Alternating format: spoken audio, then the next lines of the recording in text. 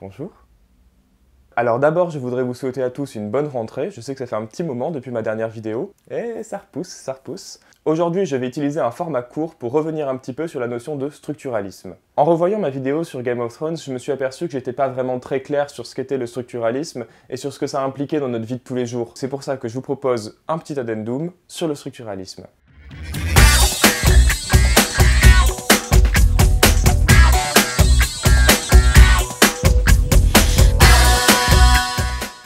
Alors évidemment, c'est pas mal si vous avez déjà vu la vidéo sur Game of Thrones parce que je vais reprendre pas mal de points que j'avais abordés dans cette vidéo-là, mais cette vidéo peut se regarder de façon complètement indépendante aussi. En fait, vous faites comme vous voulez. Bon, pour reprendre un peu depuis le début, le structuralisme considère que l'individu est déterminé par un certain nombre de structures qui vont profondément influencer sa façon de voir, de penser et donc de se comporter. Du coup, basiquement, pour comprendre ce que c'est que la pensée structuraliste, il faut comprendre ce que c'est une structure. On peut définir les structures comme toutes les instances de socialisation à laquelle on est confronté. Typiquement, l'école, la religion, la famille sont autant de structures qui vont déterminer en profondeur notre façon de voir le monde. Bon, ça à la limite, ok. Mais ce qu'il va falloir regarder maintenant, c'est quelques exemples de ces structures pour voir comment elles agissent et comment elles nous font agir dans la vie de tous les jours. Prenons l'école par exemple. C'est une institution qui existe dans la plupart des pays, et pourtant, elle n'aura pas les mêmes impacts sur la socialisation en fonction de son mode de fonctionnement. Par exemple, en France, on est habitué depuis tout petit à recevoir des notes. Alors, vous ne le savez peut-être pas, mais il y a beaucoup de débats en sciences de l'éducation sur la pertinence de la notation. La question, c'est juste, est-ce que les notes sont ou non un bon système d'évaluation? Bon, parce que, normalement, la note, elle est juste censée refléter notre apprentissage. On a une bonne note si on a compris, et une mauvaise note si on n'a pas compris. Bon. Mais du coup, entre celui qui a 7,5 sur 10 et celui qui a 8 sur 10, est-ce qu'on pourrait pas dire qu'ils ont tous les deux bien compris quand même? Dire, où se fait la différence? Et c'est là qu'on voit ce qu'induit la structure d'un système de notes. Les notes ne sont pas faites pour refléter les apprentissages, mais pour créer de la compétition. Parce que si on voulait juste refléter le niveau d'apprentissage, on dirait il a compris, il a moyen compris, ou il a pas compris, et puis basta. Mais là non, on est noté, lui il a eu 8, lui il a eu 9, lui il a eu 9,5, et du coup comme ça, on met les élèves en compétition les uns avec les autres. Et le but de la notation, c'est de créer des meilleurs et des moins bons. Et donc en élargissant le spectre, la notation participe de faire de la scolarité une culture agonistique. Petit point de vocabulaire, agonistique, ça vient du mot grec agon qui veut dire compétition. Donc une culture agonistique, c'est une culture de la lutte, une culture du combat. Je vous le donne, c'est cadeau, c'est pour vous la péter en dîner mondain. Bon, après ces éléments, ils sont aussi alimentés par un autre débat qui porte plus maintenant sur la pertinence même des notes à travers des mécanismes qui sont bien connus en sciences de l'éducation, comme l'effet cloche ou la constance macabre.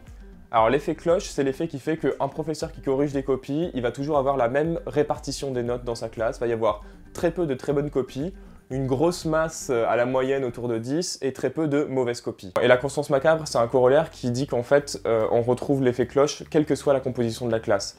C'est-à-dire que si tu mets une classe où tu prends que des premiers de la classe qui avaient que des 20 dans leurs classes respectives et que tu les mets tous dans une même classe, quand le prof va corriger des copies, la constance macabre dit qu'il y aura toujours un petit nombre de très bonnes copies, une grosse masse au milieu et un petit nombre de petites notes.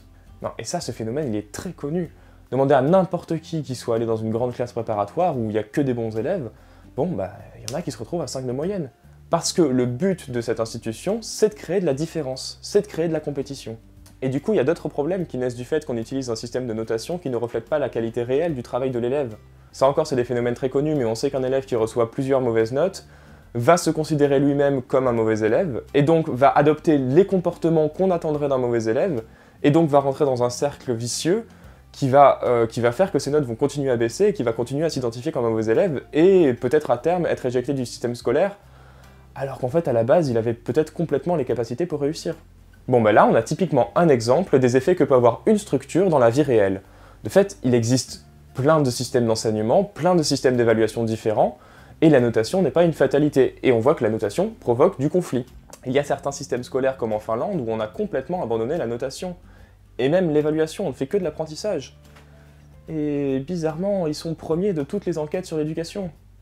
Bon, mais étudier les structures de notes, c'est un peu le niveau 1.0 de l'analyse structuraliste, parce que là, on voit clairement où est la structure, on peut la comparer avec les autres, c'est assez facile. Ce qui est plus compliqué avec les structures sociales, c'est que le plus souvent, elles sont complètement intériorisées, si bien qu'on ne les voit plus, qu'elles nous paraissent presque naturelles. Et pour parler de ça, je vais prendre l'exemple du patriarcat. Alors, le patriarcat, c'est un mode d'organisation de la société, entre parenthèses de notre société, basé autour du fait que la descendance se fait autour de l'homme. Le mâle va donner son nom à son fils et tout s'organise autour de la personne masculine de la famille. Alors ça, c'est la définition de base. Il y a plusieurs effets qui vont dans nos sociétés plutôt se traduire par de la misogynie, par de la discrimination sexuelle, par un rabaissement du rôle des femmes, et par la valorisation du rôle de l'homme, de la virilité, du masculin. Et plus généralement, ça irrigue la pensée selon laquelle le masculin est viril, compétitif et violent, et le féminin est doux, aimant et coopératif. Et là, ce qui va être dangereux avec ces structures très structurantes, c'est qu'on va avoir tendance à vouloir les essentialiser, à les naturaliser. Et on a tous déjà entendu des discours visant à naturaliser les rapports de genre. Vous savez, ce genre de discours qui commence par « Oui, mais voilà, c'est parce qu'au temps des hommes préhistoriques, l'homme il partait à la chasse, c'est pour ça qu'il est plus fort, et que du coup il est agressif, il fait de la compétition, alors que du coup, en fait, les femmes, comme elles sont enceintes, qu'elles font des bébés, du coup elles s'en occupent, et puis elles sont à la maison, et puis c'est pour ça qu'elles sont moins payées. » Trop pressé pour avoir un raisonnement argumenté? Vous aussi faites appel à Jean-Michel Raccourci! Bon, ça, c'est du gros bullshit sa mère. Bon, pour simplifier au maximum, l'essentialisation, là, ce serait de dire que, naturellement, le masculin est agressif et compétitif, et le féminin est doux et coopératif. Alors, pour cet exemple, je vais m'appuyer sur le travail d'une anthropologue qui s'appelle Margaret Mead, et qui en 1933 a publié son enquête anthropologique qui a été traduite en français par Mœurs et sexualité en Océanie. Et ce qu'elle montre, c'est que les notions d'agressivité ou de douceur associées à chacun des genres ne sont pas naturelles, mais socialement construites, puisqu'elle a pu observer des sociétés dans lesquelles les hommes étaient doux et coopératifs et les femmes compétitives et agressives. En fait, le mieux pour faire apparaître visuellement la structure sociale, ça va être de les mettre dans un petit tableau. Pour chacun des genres, on a donc deux types de comportements, ils peuvent être soit doux, soit agressifs. Eh bien, elle montre que l'on peut remplir chacune de ces cases, puisque chez les Chamboulis, ce sont les hommes qui sont doux et les femmes qui sont agressives, l'inverse donc des sociétés occidentales, mais on trouve aussi des sociétés où les deux genres sont doux et coopèrent, comme les Arapèches de Nouvelle-Guinée, ou d'autres où les deux sont agressifs, comme c'est le cas des Mundogomors. Et du coup, c'est vrai que là, représentée sous forme de tableau, on la voit bien apparaître, la structure sociale, et on voit que, effectivement, elle n'est pas donnée. En fait, ce tableau nous apprend deux choses. Déjà que, notre structure sociale n'est pas la seule possible, et surtout, que quelle que soit la nouvelle société qu'on va étudier, a priori on pourra la faire rentrer quelque part dans le tableau. Et que les possibilités de réagencement ne sont pas infinies, puisqu'en fait on a fait toutes les combinaisons possibles. En fait c'est aussi ça qu'essaie de montrer le structuralisme et que j'avais abordé avec la métaphore du jeu de cartes, c'est que en fait, dans chacune des sociétés, il y a des espèces de superstructures qu'on retrouve partout. Alors, ce qu'on va retrouver partout, c'est typiquement pas le patriarcat, mais le fait qu'il y a une forme d'organisation genrée de la société. Et en fait, voilà, le structuralisme, ça sert à ça. Ça sert à simplifier la compréhension d'un mode d'organisation pour pouvoir comparer des sociétés entre elles. Voilà, donc j'espère que j'ai été suffisamment clair. L'idée générale, c'est que le patriarcat n'est pas une fatalité et qu'il y a plein de façons d'inventer les rapports de genre dans une société. Bon, et maintenant, il y a un dernier point sur lequel j'aimerais insister, c'est le langage. J'avais dit dans ma dernière vidéo que le structuralisme, à la base, il était né de la linguistique. Donc du coup, pourquoi le langage, c'est si important en structuralisme? Eh bien parce que le langage, c'est une structure. Et c'est même l'une des toutes premières structures à laquelle on est confronté. Alors c'est une chose dont parle extrêmement bien Franck Lepage dans sa conférence gesticulée. Alors, bon, la conférence fait 5 heures et je vous dis pas forcément de la regarder en entier, même si en fait vous pouvez y aller, c'est absolument passionnant. Je vous mettrai dans la description le timecode à partir de quand regarder. Mais bon, pour résumer son propos, il explique les choses comme ça. On pense avec des mots. Les idées, elles n'existent pas comme ça en l'air de façon éthérée. Pour réussir à les réfléchir, il faut les mettre en mots. Et si on m'enlève un mot ou un concept, je vais avoir énormément de mal à penser cette chose ou ce concept. C'est exactement ce qu'on avait vu dans la vidéo dans Game of Thrones, avec l'impossibilité de Khal Drogo de penser le concept de trône. Parce que le mot trône n'existe pas dans la langue des Dothraki. Après, il va encore plus loin en montrant le pouvoir que peuvent avoir les mots. Et il montre en fait que la prérogative du pouvoir en place, du gouvernement, en fait, ça a toujours été celle de nommer les choses. Par exemple, dans les années 60, au moment de mai 68, il y a un mot qu'on utilisait quasiment tout le temps et qui a complètement disparu aujourd'hui, c'est le mot « exploiter ». Et ce mot est porteur de sens. Parce que quand on entend un exploité, tout de suite, on va chercher un exploiteur, un responsable, et on va essayer de se retourner contre l'identité. Alors que maintenant, ce qui a été très fort, ce qui a réussi à faire le pouvoir, c'était de remplacer le mot « exploiter » par le mot « défavoriser ». Et là, tout de suite, ça suppose pas du tout les mêmes choses. Parce que, donc, exploiter, c'est un processus. On va chercher l'exploiteur. Défavoriser, c'est un état. C'est-à-dire que on va pas chercher un défavorisateur, le mot n'existe même pas. Donc du coup, on voit bien ce qui change dans notre façon de comprendre la même situation en fonction du mot qu'on utilise. C'est le même mec, dans la même situation, hein. Mais alors dans un cas, il a été exploité par quelqu'un, dans l'autre, il n'a pas eu de bol.